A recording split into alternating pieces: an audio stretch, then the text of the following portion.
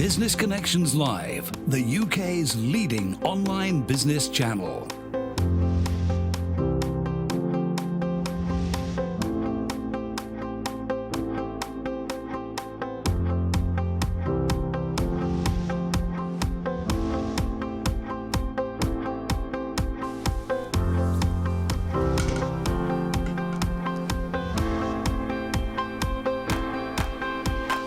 This is Business Connections Live with Steve Hyland.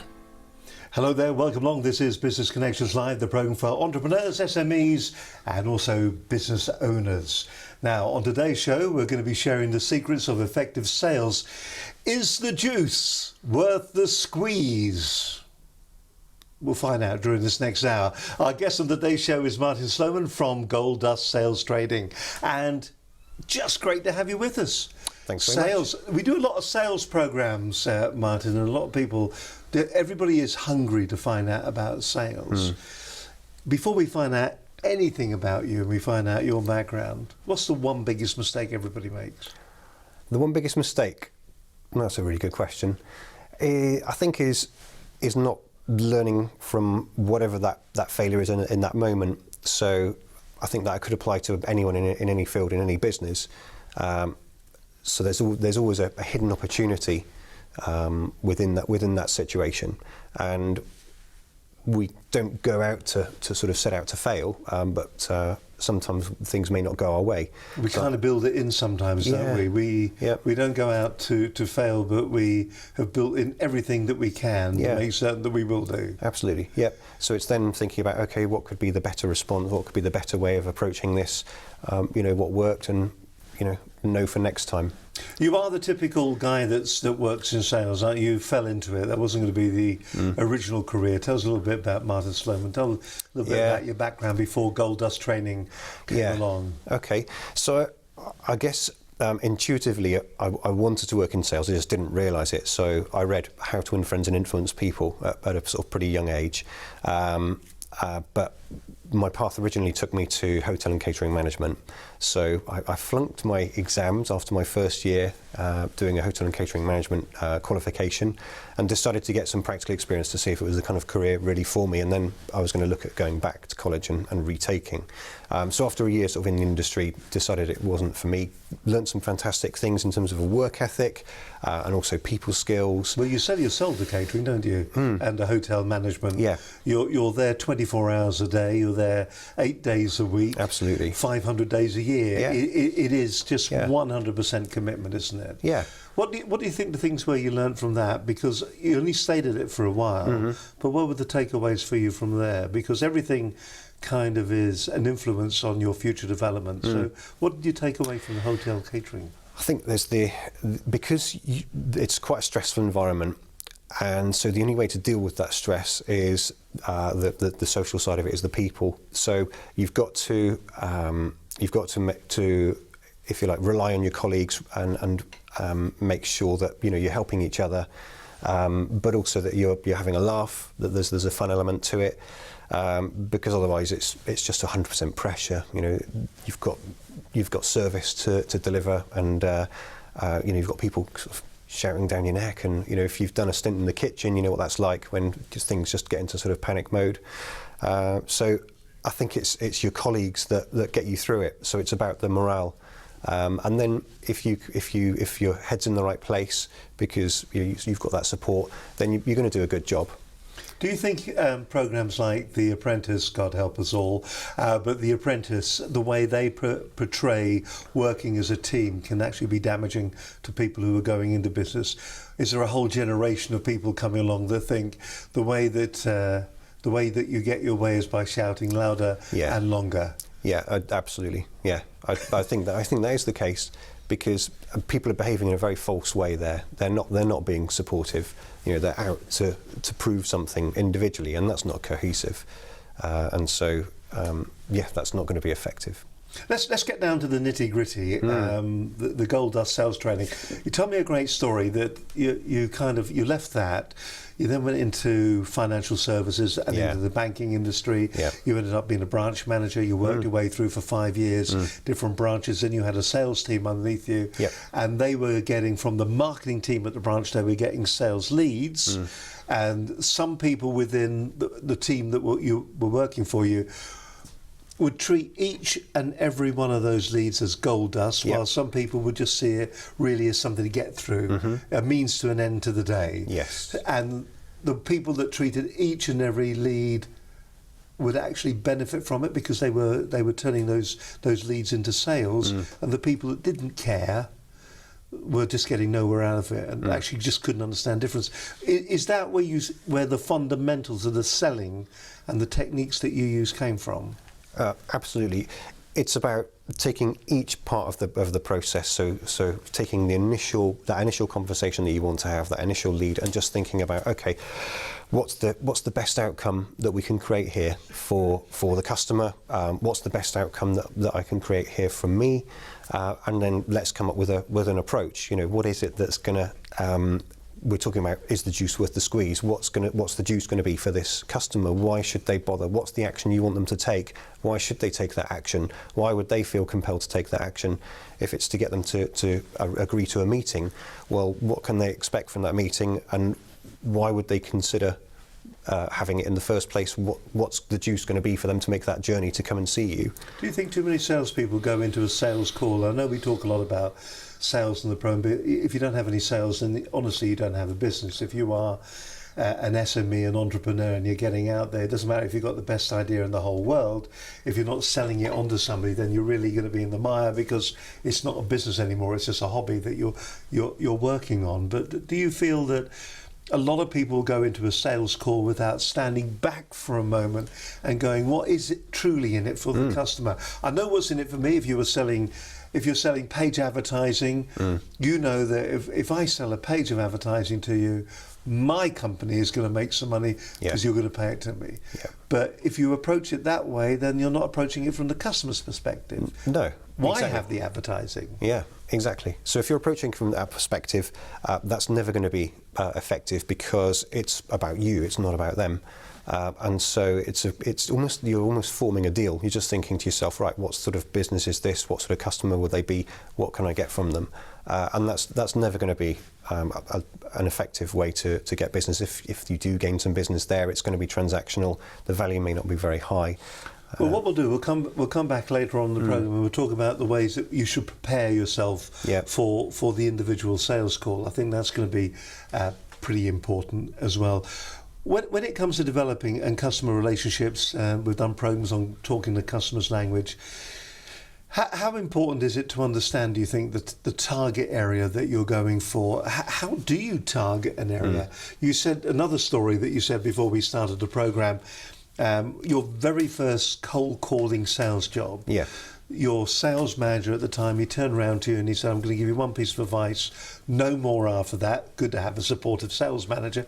And he said, pick a sector and then concentrate on it. Should everybody be doing that kind of thing, do you feel? I think people need, where a lot of salespeople go wrong is that they don't identify their target customer profile. So if you don't know who it is that's going to benefit from what it is that you offer, and you wholeheartedly come up with an approach that's going to give value for them, then it's going to be a bumpy ride. So I think identifying your target customer profile is key. Yeah. But also another thing that salespeople can be really ineffective doing is actually understanding their own value proposition. I sometimes ask people in workshops, what is it that you actually do? Do you consider yourself to be a salesperson? Is what you do selling? And it's amazing how the amount of people who are in a sales role don't consider to be what they do selling. Is that a psyche for here in the UK, do you think? In America, and I say this on a regular basis, in America it is considered a career, it's an honourable career path to have. Yeah. You're in sales, wow, that's fantastic. You are the cornerstone of business. But over here, everybody is anything but a salesperson. They are sales representatives, sales Yeah. helpers, sales advisors. They just do not want to be called a salesman. Is it because there is this thing about double glazing salesman, pilot Yeah. high, sell it cheap? Yeah, I think there is a stigma there. Although I think the sort of consummate professionals, the people who are really the self-starters, the people who are kind of are agile, they invest in themselves. They're professional to the point where they don't necessarily sort of see themselves as salespeople. It's almost that they've got an expertise. They see themselves as as that level where they're actually an advisor, if you like, or a partner to the person that they're working with. Ultimately, selling takes place, but it's got to be done through mutual agreement, and they earn that right. Is it something somebody can be taught, or when they're born they are natural salespeople? Yeah. I mean, is it nurture or is it nature? I mean, Okay. what can you learn Yeah. the techniques and be a successful salesperson? Yeah, it's an interesting one, isn't it? So I don't believe that there's any such thing as a natural salesperson. I think that it's learnt. I think it used to be that if you were gregarious, if you were outgoing, if you could talk, then you would be perceived to be an effective salesperson. But the polar opposite is true now. The effective salesperson is someone who is almost more analytical and more challenging, and wants to gain more information, wants to listen. So they don't talk as much. They steer the conversation, but ultimately they're a much more effective listener. So in actual fact, it's possible for someone who's more introvert still to be an effective salesperson. They're the people who'll be the true experts, moving forward in terms of the way sales has changed now. 2 ears and 1 mouth. Use them in that ratio. Maybe that's the difference between the old style salesperson and the modern salesperson. In the old days, it was all about having the gift of the gab. Maybe that isn't the bit that's important. It's understanding what your customer is about and actually listening to them. We're going to be looking at some of the processes and some of the things that you should be considering in your business when it comes to going out there and doing the selling. You're watching Business Connections Live. Great to have you with us today. We are absolutely live on the web. If you are watching at the moment, don't forget you can follow us if you wish. You can even send a question if you want at the moment. You can tweet it over to us at BCL Business TV. We can do that. No, don't you worry. That my producer, director, and my ear roll is going, what? What's going on? BCL Business TV. If you want to maybe ask Mr. Sloman here a question about sales. Maybe you've got problems with your sales team at the moment, or with the selling that you've got. One question, how many I'm going to ask you this again, but how many calls are you making, shall we say, on a weekly basis to generate new sales? Maybe not now, but in the past. What kind of number? In the past, I would say about 80 to 90 a day, something like that. 80 to 90 a day. Yeah. It's a lot of work. If you're not doing that, then perhaps maybe you should be maybe considering the way that you are approaching your business. If you wanted to make it successful, do you need to be doing that with your business, making that number of calls? So it's sales today. Last week we were talking to the founder and CEO of Diamond Logistics, Kate Lester. Cracking show there. Have you pooed in the pool? That was the one. It's the one thought that came out of the whole show. The whole show actually was fascinating. Some great nuggets of great information if you're thinking about just getting out there, being a little bit more direct, sorting yourself out and making your business successful. If you haven't watched the program yet, I do suggest that you do get online at businessconnectionslive.com and watch the entire show. It's full of great information. And if you are an entrepreneur, well, maybe Kate can lead you in a more direct path to success and happiness. I tell you what, just to give you a bit of a tease, have a look at what happened in last week's edition of Business Connections Live.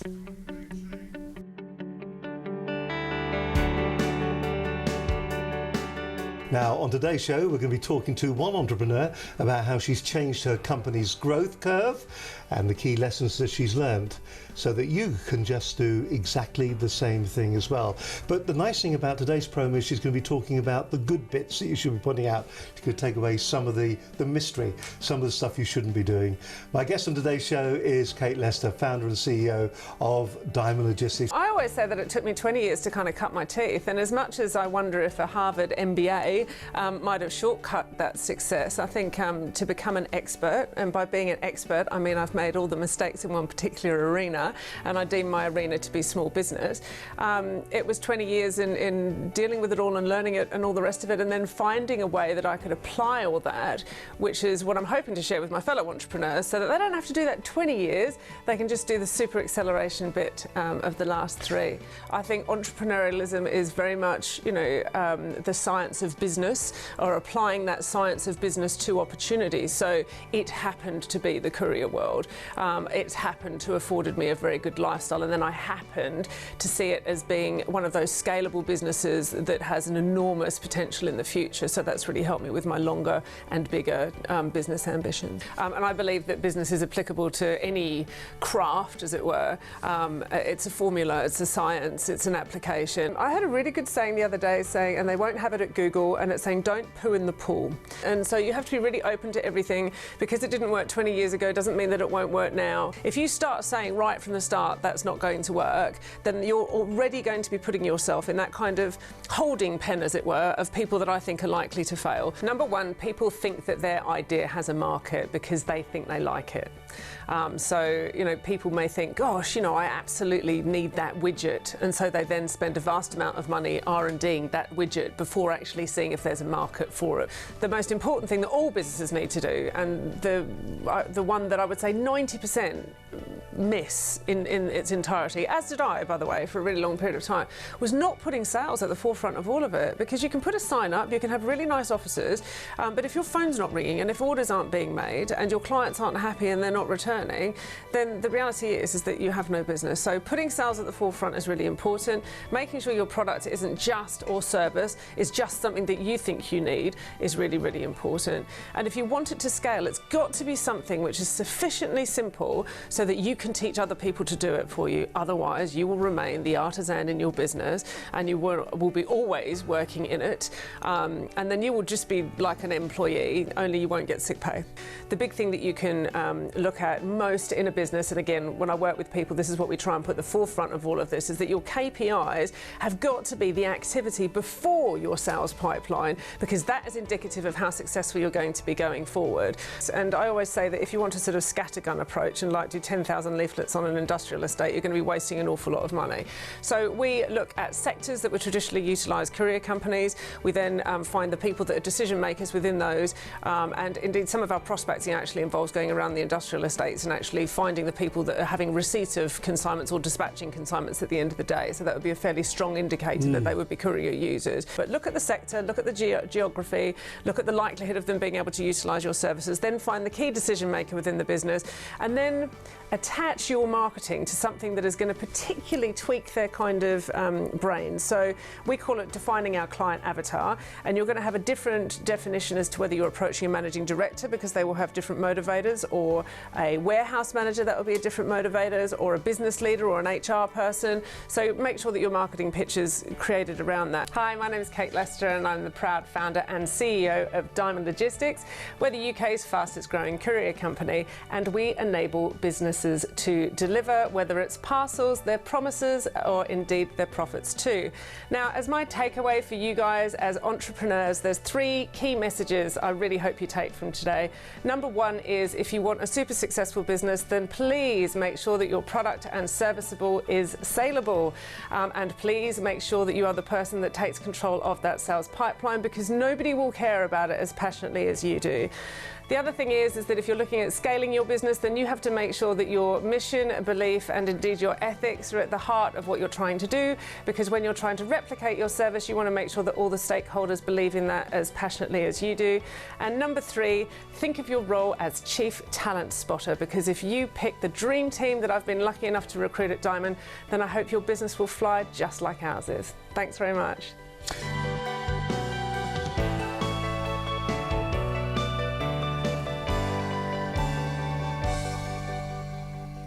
Absolutely great show, and if you do get an opportunity, don't forget, do go to the website, check it out.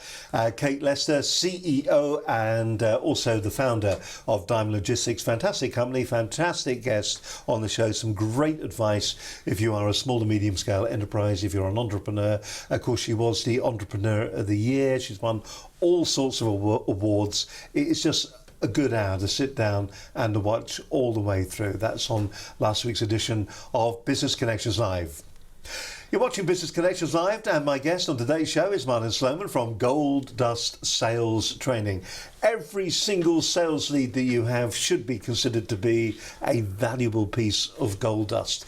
And you wouldn't go away, you wouldn't just sort of throw it aside. You would treat it with care, with love, and you would make absolutely certain that it was nurtured and that it turned into something well worth having. But a lot of people don't do that. And they don't, do they? So let's look at where we should start when it comes to sorting out our sales call, when we're going to be going in there, when we're about to get the juice out of our squeeze.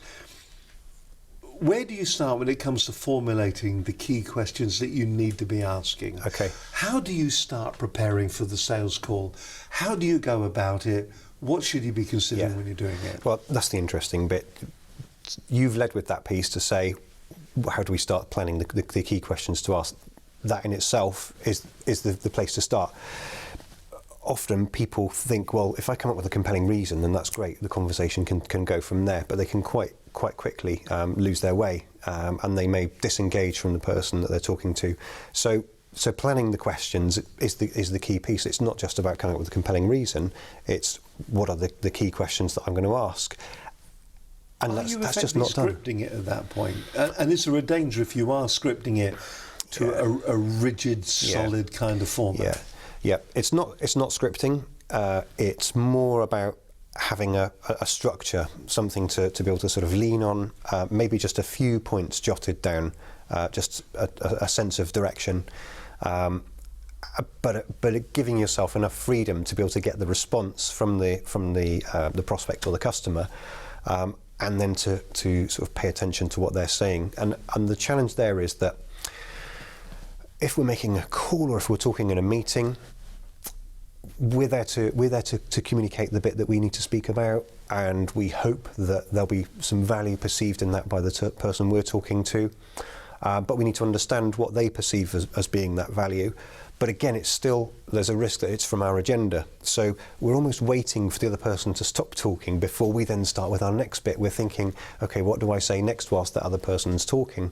And that again then starts to become less about the prospect or the customer and back to us again. There's a lot of people out there that feel that what they've got to do is they've just got to keep talking. Yeah.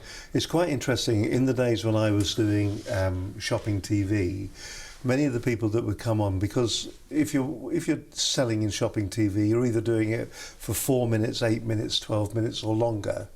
But they would feel that in an audition, if you said, right, you got 8 minutes, I think this is the old QVC audition, 8 minutes to sell me that pen, this beautiful high resolution writing instrument. But you had 8 minutes, and when people would audition to do that, they would take a breath at the beginning, and 8 minutes later they would take another breath, and they would not have stopped at all during that course of that particular presentation.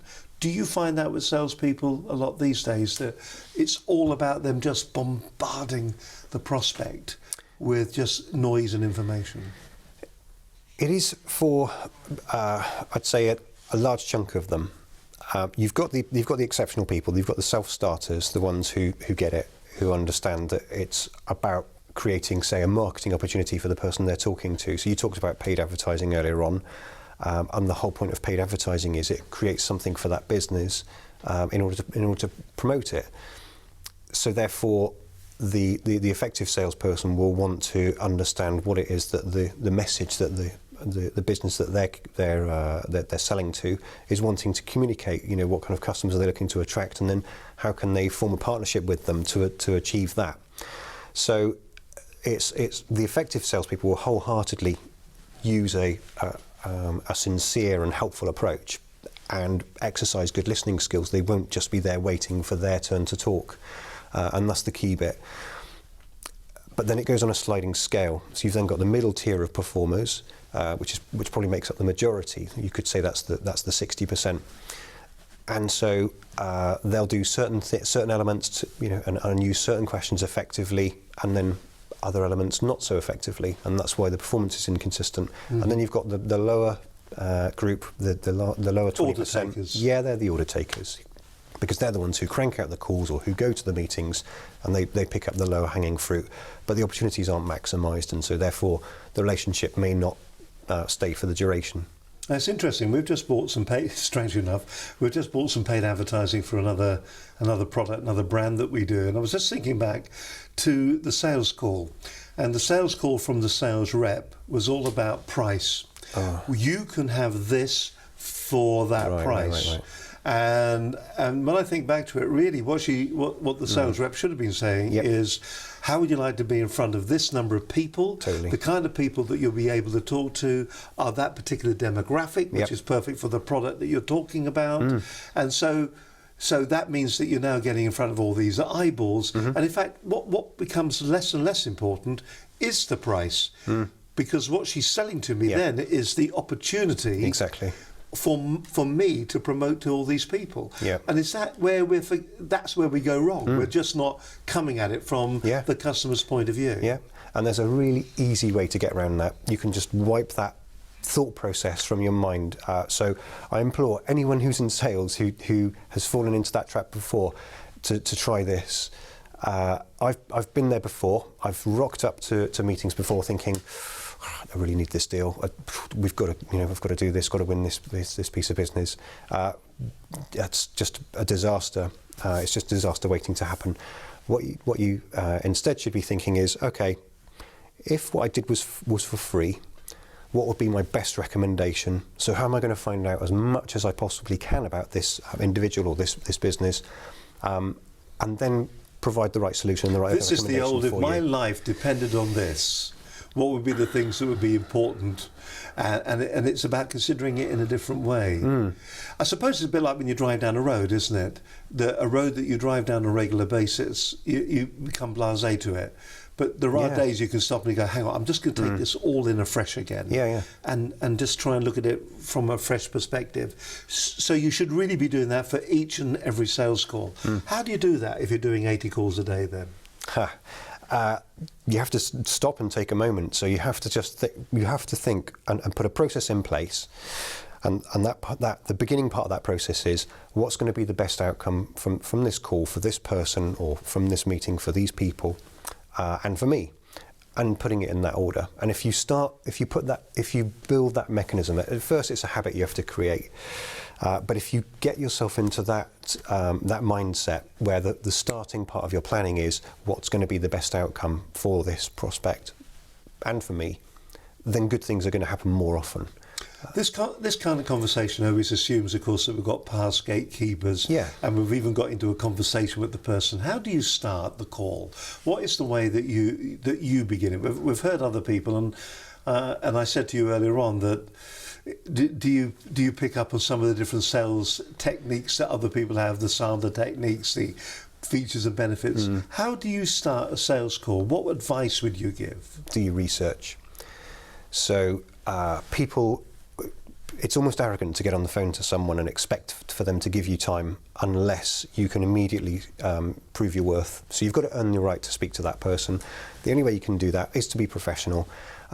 You wouldn't just turn up to a job interview knowing nothing about the company, or I'd hope you'd know nothing about the company. People do that, don't they? Yeah, absolutely. Yep. And I've been in hiring situations before where that's happened, and it's hard to continue the interview process because you almost feel insulted that they've turned up without giving any real consideration to the job opportunity that they're wanting to take.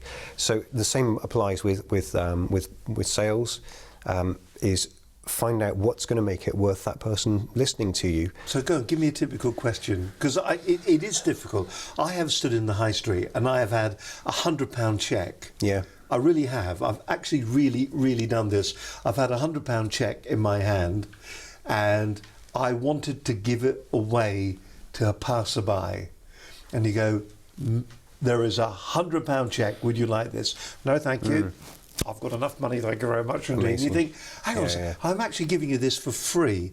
So that's the resistance that you're up against when you're trying to give advice and help to people in business. Yeah. So Go on, just hit me So- with the way to say it. What do you say? Okay, so with my target customer profile, it's typically SMEs with some kind of sales presence. So they've got a telemarketing, telepointing, or sales presence, and field sales, or a mixture. And so I'll focus on the kinds of challenges that they might be facing in their sector. So it could be that I might speak to a sales director and say, you appreciate you've not heard of me before. I've got an idea which may be helpful for you. It's something which has worked with someone else, ABC company in your sector. And So you've got social proof there, haven't you, as well? Yeah. And it's really about they found that they were having a challenge with coming up with a consistent approach for their field salespeople. So they wanted to ensure, this other company wanted to ensure that no matter who the prospect or the customer dealt with, they'd get a familiar feel, and that they'd have a particular sort of focus and attention put in whatever the areas were that they were looking for. And by working with me, we came up with an approach which reflected the brand, which reflected and was driven by the customers' and prospects' requirements, which the salespeople were then comfortable to use because it was simple and effective, and it wasn't a complicated methodology. How much variance do you think there is in your field sales team, Mr. Sales Director, and how nervous are you when different salespeople go out to see different opportunities, that they are reflecting what the customer and prospects are looking for and your brand? So you're nearly feeling their pain, aren't you? Yeah. I'll tell you what, we're going to come back, we're going to talk a little bit more about that. We're also going to talk about what do you do when you get inside the door. Are you going for a sales call, or are you going to do a demonstration? It all depends, and they do differ ever so slightly. We're going to be talking about that in just a few seconds' time here on the program. My guest is Martin Sloman from Gold Dust Sales Training. Sales really is it's the foundation, it's the cornerstone of any business. No sales, you don't have a business out there. You are really just doing a hobby. Hopefully this is going to help. We do a lot of programs when it comes looking at sales. We hope you find this helpful, and we've got more coming from Martin in just a few moments' time. You're watching Business Connections Live, and we are live at the moment. Thank you very much indeed for watching us today. We're here every Monday between around about 12 and 1 or thereabouts ish. We try to get there for that time. It's always a bit of a battle to get on the air, but we're here today, and it's great to have your company with us. Now, the thing about this is, if you are watching us for the first time, you're probably saying to yourself, this is actually quite engaging. I'm a small business owner, I'm an entrepreneur, and I'm watching the program. Now, imagine if you could take your sales literature, imagine if you could take your newsletter, and you could turn it into something that is more and more engaging. It is a fact that within 5 years, I think it'll be sooner, but the stats say that within 5 years, everybody's website is going to be like a multimedia experience. They will all look like TV channels. They will not be text heavy. A lot of websites are text heavy at the moment. What's going to happen is that they're going to be small, mini, local business TV channels, and they're going to be telling you everything you need to know about that particular business. It's going to grow and grow and grow. More and more traffic on the internet at the moment is video based. They say a picture paints 1,000 words. Well, if a single picture can paint 1,000 words, imagine what 25 pictures per second could do for your business. That's why we've come up with an idea. We call it Your Brand TV. Still sending out conventional newsletters to customers? Do you just want a more engaging way to talk to your customers and employees? Hello, I'm Steve Hyland. And I'm Linda Bazant of Business Connections Live.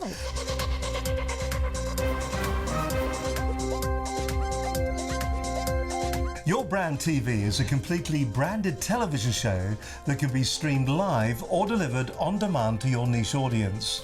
Be the first in your market to capitalise on the online media gold rush that is using online video to effectively deliver news, information and education to key personnel and clients. Video attracts 2 to 3 times as many monthly visitors. It doubles their time spent on your site and has a 150% increase in organic traffic from search engines. Large networking organisations are already utilising the power of Your Brand TV to market, promote and publicise to their members and groups across the UK. Your programme will be branded with your corporate colours and logos in your own broadcast quality network studio. You can choose the format. It can be news or magazine or interview in its look and feel. You can have live guests on your show, or you can Skype them in. You can stream the show live or on demand, so it's available for catch-up. This is a chance to deliver your message in a new, exciting format that will allow your business to cut through the noise and stand out from the crowd and engage your workforce and customers. This is Your Brand TV.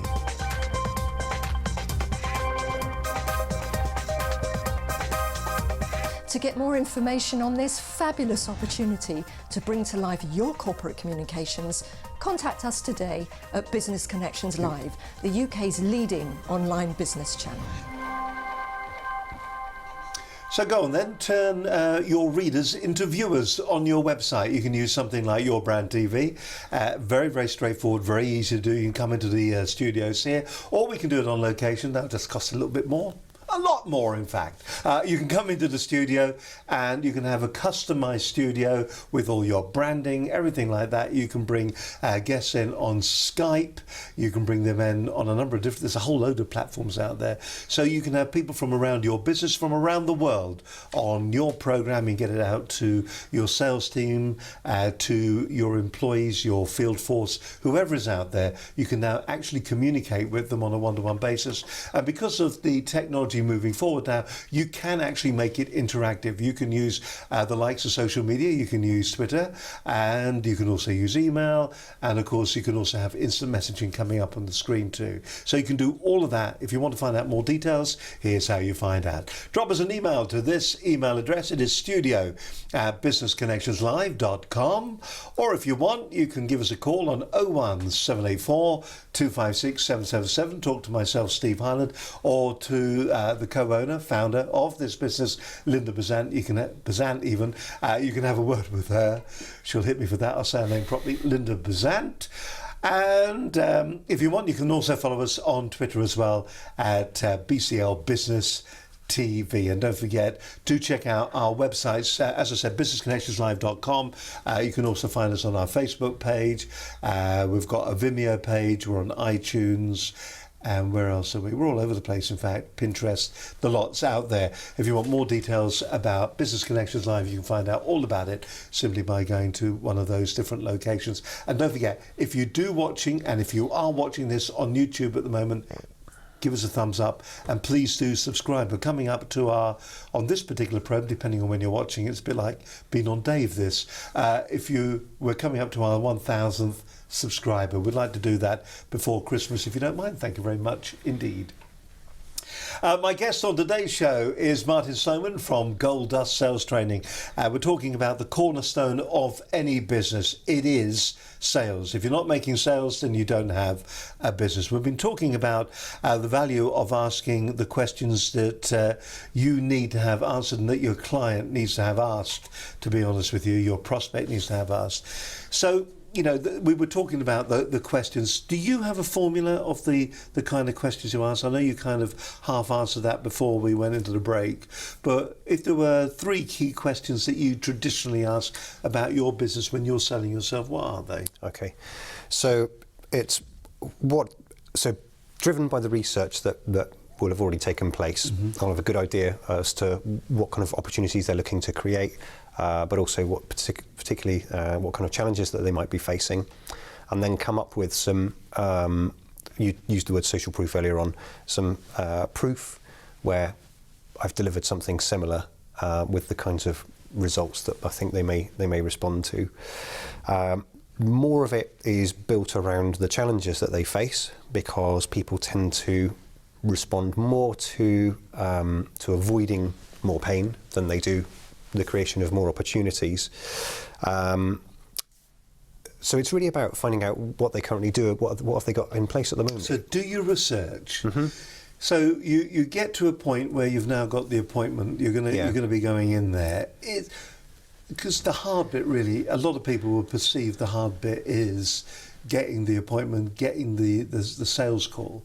Once you're in the door, the number of times I hear this, the salesman saying, "Put me in front of the customer. Once I'm there, he'll buy." Is that really the case? And how should you be structuring that sales call when you go in? Yeah. Are you expecting to walk away with a signed order at that point, or are you expecting to walk away with another appointment? What are the key things you should consider? Yeah. So again, it's focus on, is the juice worth the squeeze? So what's the best outcome going to be for me and for them and for me rather? And so it's a case of understanding more about their organisation, about what the challenges, etc., that they face. But then to think about what have they done already? So have they already got something in place? In which case, it may well be almost arrogant to sort of challenge that. If that's something that they can live with, it's effective for them, it may well not be something they want to consider taking forward. In which case, is there another opportunity? But also, given that 60% of the time people will deviate to inaction as the action that they take, they'll stay with the status quo. We need to find out what the reasons are for them to stay as they are. So how do you get them out of that mindset? Because they say this, a lot of people say that a company has probably already got a supplier for the service that you are providing. Yeah. So they're probably just thinking, well, it is just a status quo. They may not be happy with them, but they may not be unhappy with them. Yeah. How do you super serve that customer to get them out of that particular sort of niche that they're in? Yeah. Okay. So it could be that actually forms a nurturing process. So it could be that it's an ongoing conversation. So it could be that you have to sort of keep in touch and sort of look to sort of find ways to sort of continually deliver value to them, advice, almost expecting nothing in return. Another way is to look at, and I wrote this in a very recent blog, is to ensure that you find out a product or a service that they're not perhaps getting from their incumbent supplier. Look to provide that. So it could be that it's actually low value for you. It could be that it may even be a loss leader for you. And then that enables you to demonstrate the goodwill that you can provide, how you can then demonstrate the level of care that you provide for for them as a customer, and then provide additional advice and guidance. So this is the technique, isn't it, where you're giving them something and therefore they feel obliged to at least give you something back, to give you, even if it's just the time of day. Yeah. You've given them something for nothing and they now feel obliged to give you something back. Yeah, yeah, and it's about earning that status. So you want them ultimately to get to the point where they think, do you know what, why aren't I getting this advice from these other people? And it always seems to be that I find out from this chap first or this lady first. And that's, okay. So we've then got them into a situation where they're starting to then evaluate the decision making, in which case they then may be in a situation where they will move from the status quo. But not enough salespeople do enough exploration around the status quo. They don't think about, okay, what are the reasons for you not to do this?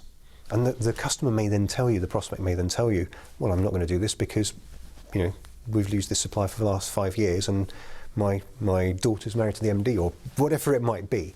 But unless we ask that question, then, and that's the gold dust question, that one right there, then we go out deluded.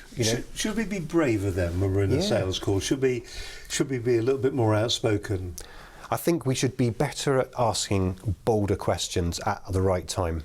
So once the rapport has been created and once there's been a level of trust developed, then we can ask those more bold questions, and that's the bit that's again the gold dust that the less effective salespeople will be more fearful of doing, because they see it as being a little bit out of their comfort zone, or they think that it's actually putting a bit of pressure on the prospect, whereas in actual fact it does the opposite. It allows them to freely share, if the question's asked in the right way, why they wouldn't consider doing it.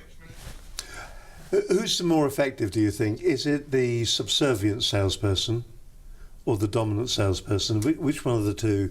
The salesperson is sitting there who's doing all the listening, but it's interesting, a couple of weeks back on another program we had an example where the technique was actually to always make the person that you were selling to feel that they're in control of the circumstance, but by design in that particular case. I'm just wondering, do subservient people who are a little bit sort of standoffish, are they more successful, or is someone who is quite bolshy and quite loud, are they the ones that get the orders?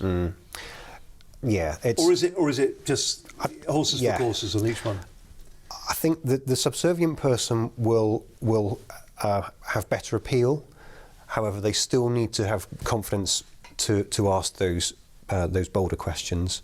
So the subservient person will put the prospect at ease, and will not, will take the pressure out of the sales conversation. Whereas the dominant person, unfortunately, they fall into that archetypal perception that we've got of the typical salesperson, and so therefore, the barriers come up, and the prospect feels sold to. They know what's coming next. They can almost sense the techniques being rolled out, and people don't appreciate techniques.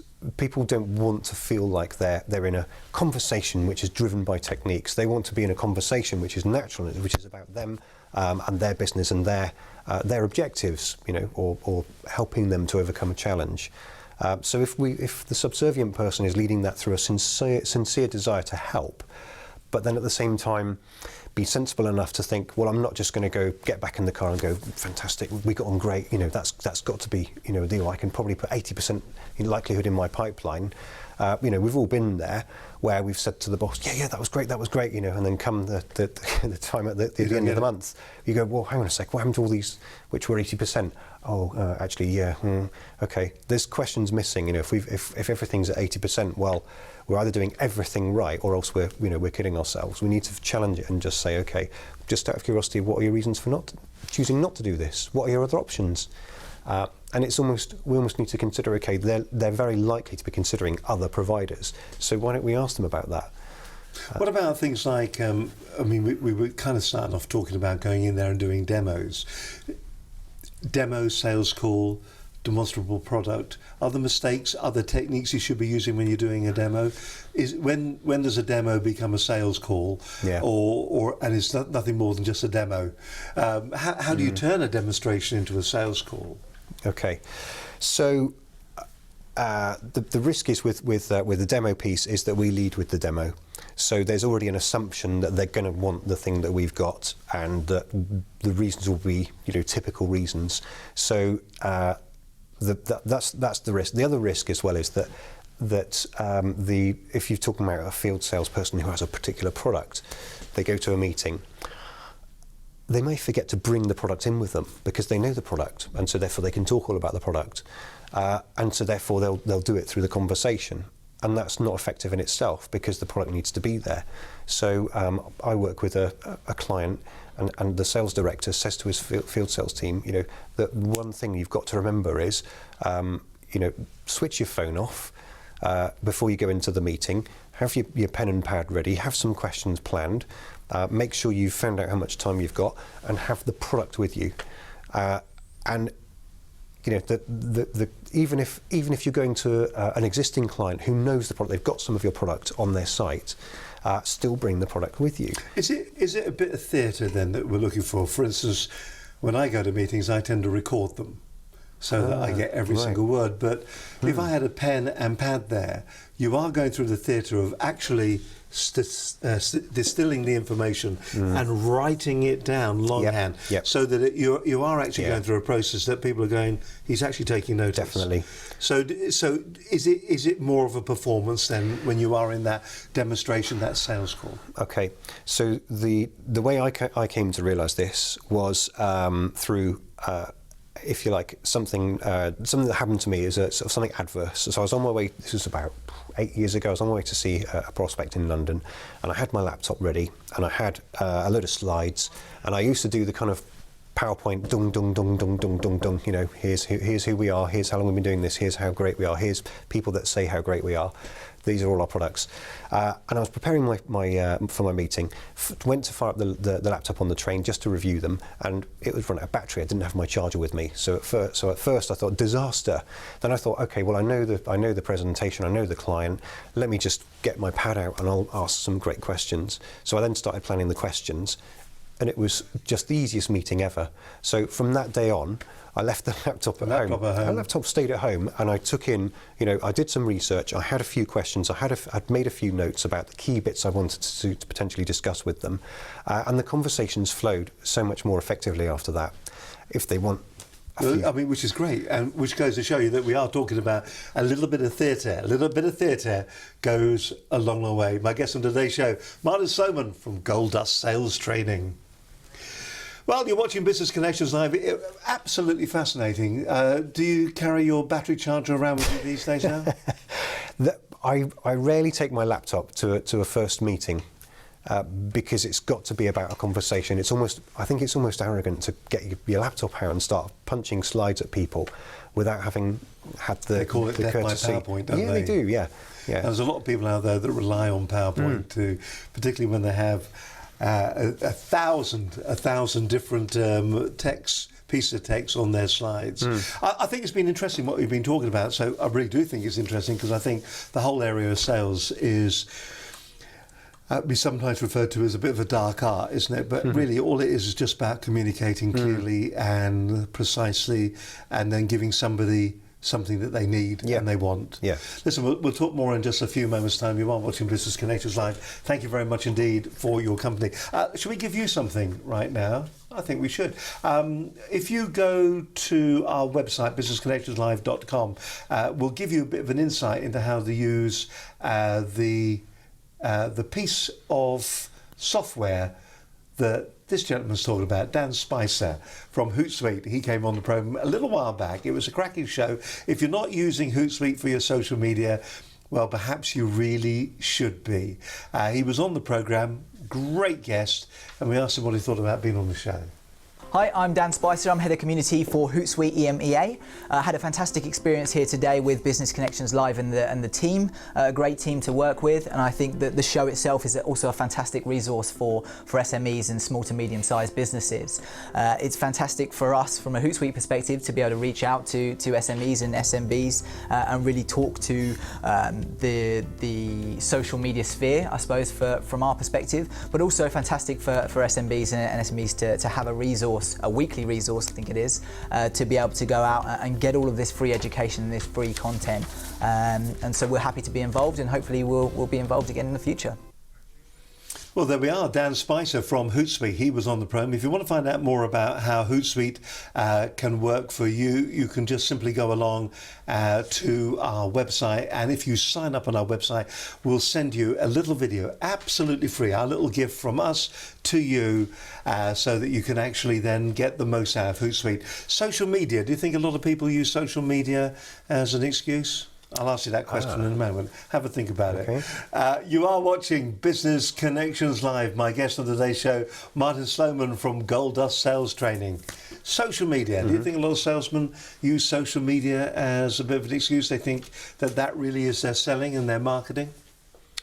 Well, I think that, there's always a risk that people think, oh, this is the silver bullet. This is the thing that's going to be the way to, open the doors, that we can find out what we need to find out and then position our offering.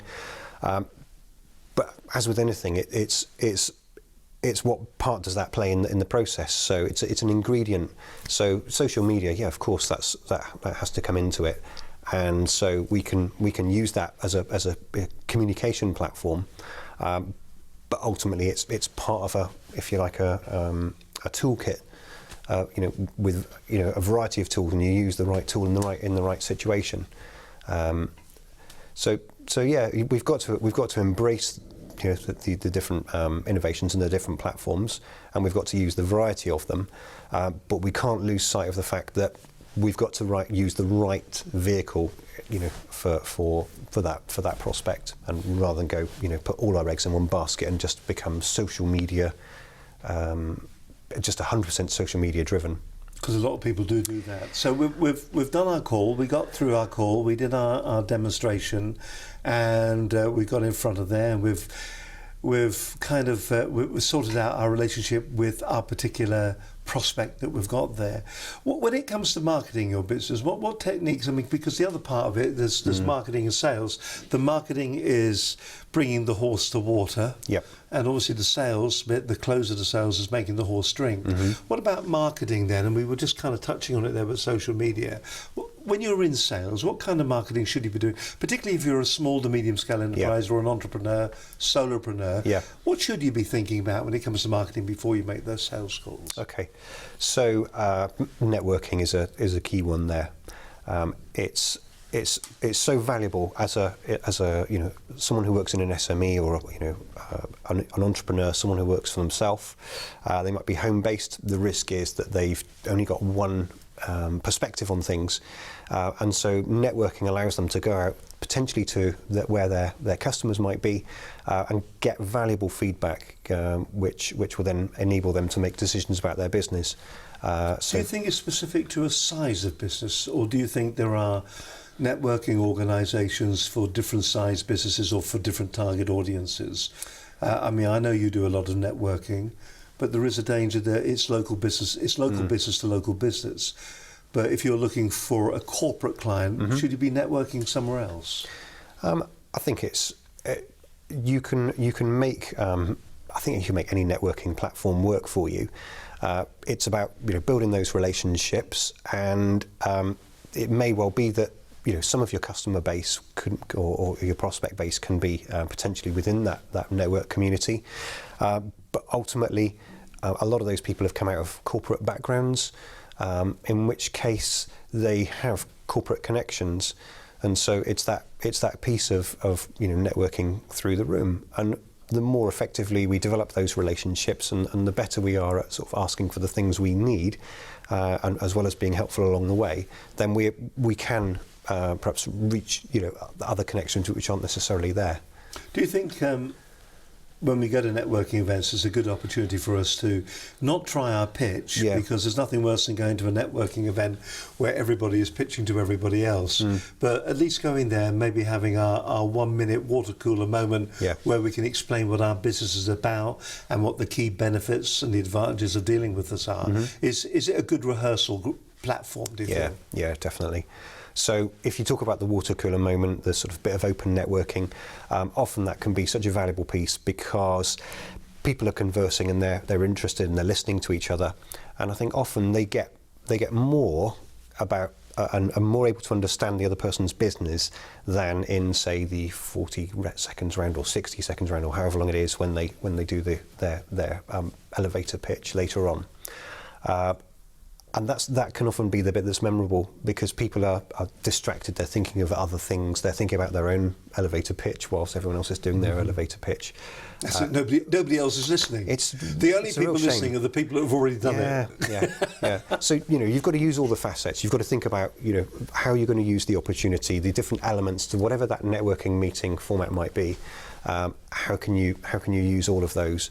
But also you need to go to a networking meeting in an unselfish way too. You need to think about, okay, how am I going to find out some things that are useful for me, but also how am I going to be helpful to other people? And it's such a shame when people go rock up to a networking meeting thinking that they're just going to sell to everyone, that everyone's going to respond and go, fantastic, yes, give me all of it. Doesn't happen, does it? We wouldn't do that. If we went to an external meeting, we wouldn't just slam the product on the table and go, there it is, can I take the order? It's just insane. But I've been at networking meetings before where people have handed around their card and said, please take my card if you'd like to do business with me. Whatever the business is. I'd have taken the card thinking, does this now mean I've got to sign on the dotted line? Which is insane. Now, you mentioned before we started the programme that you're getting good response as well from blogging as part of your marketing. Yeah. That's something that you pontificated over for quite some time. You've now got into it and you've seen results from it. Yeah. So tell us your process to doing that. Okay. So this is the piece of doing things that others won't do to create opportunity. So the real secret to unleashing any kind of opportunity is to do those things that other people shy away from or do less of.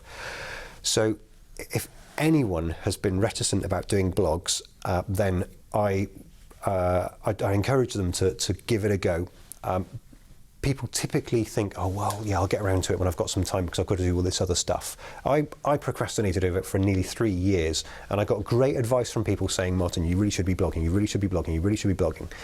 And eventually I got to the point where one of my clients said this really chilling phrase to me. He didn't mean it to be chilling, but he said to me, you don't share much, do you? And I just thought, I'm a sales trainer. It's all about the message and being helpful, and and building people's confidence and helping them with things that will get agreement in their conversations.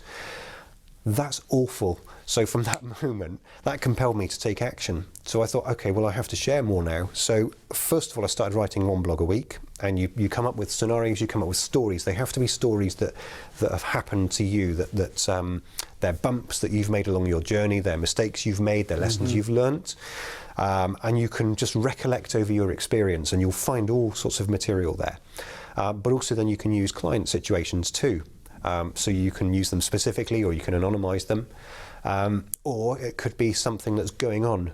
So something that's going on, in the news now, or something that's going on in the business world right now that people are talking a lot about, and you can give your slant on it. And it doesn't matter what your slant is. It's a view. Yeah, absolutely. And if you're writing it from the perspective that you're looking to be helpful and share that information with a view to being helpful, then it should be pretty well received. The risk is that people might come up with something, some great material, but they don't give it a good enough title, and so therefore it can just get overlooked. So there might be all that content out there, and I'm sure there is. There must be, thousands of great blogs. Titles, this is the hardest bit about all of it. Spend 90% of your time writing the title, and then you can write the blog. You should make it very easy. Yeah. Listen, it's been absolutely fascinating talking to you today. We always ask our guests when they're coming on the programme to look straight down camera number 1 over there, and to deliver the key takeaways that people should be thinking about when it comes to what they're doing in their particular area. So in this particular case, in sales. And, really, it's an opportunity just for people to remember your face and remember some key points. So are you prepared for that? Yeah. In that, brilliant. I knew you'd have no trouble. Simply look down camera number 1, who you are and where you're from. Start with that. Take a breath. The airways. Martin Sloman, all yours. All right, I'm Martin Sloman from Gold Dust Sales Training, and I'm called the Yes Man because I help people to get more agreement in their conversations, whether it be with customers or prospects. So the key takeaways that I recommend are plan questions before you have those conversations, but don't be so rigid that you have to stick to all of those questions. Remember, it's not about us, it's about them, it's about the prospect. So always think, is the juice worth the squeeze? What's going to be the best outcome for your prospect or your customer from that conversation? And then what's going to be the best outcome for you? If you use that thought process before any interactions, it will mean that even if the previous interaction didn't go as well as you wanted it to, you're more likely to pick yourself up and start to deliver a fresh experience for that next person you're going to speak to without the residual negativity of the previous experience moving into that. And that will come across in your approach. So it's always think, is the juice worth the squeeze? Plan a few good questions, but don't be stuck to them. And to always look at it as a learning experience. So think about what you've taken from that previous call, what went well about it, and what you can use again, what you might do differently. Fantastic. There it is. Brilliant. Thank you very much indeed. So a real insight. If you are thinking about getting or sorting yourself out when it comes to sales, don't forget, you can always go to Martin's website. Now, the website I'm going to show you, depending on when you actually watch this programme, it is actually going to be changing very shortly. Yep. But if you want to go to Martin's website, here it is. It is Gold Dust Training. I'll give you the web address in just a moment. golddusttraining.co.uk. Some good advice actually on the website itself, for that matter. If you want to go to the website, then you can check out everything that Martin is doing at the moment. You can also find out about his courses as well, and also testimonials from some of his customers, because I think it's always good to have a little bit of social proof out there, isn't it? And if they want some video social proof, if you go onto YouTube, type in the Bendy Man feedback game, there is a fantastic communication game which I use in all my workshops. Let me write that down. If I had more time, I'd have got that. So it's called the Bendy Man feedback game. The Bendy Man feedback game. Yep. Okie dokie. That's something for you to do then. The Bendy Man feedback game. If you want to get a little bit of social interaction going on there, that's the place to actually go to.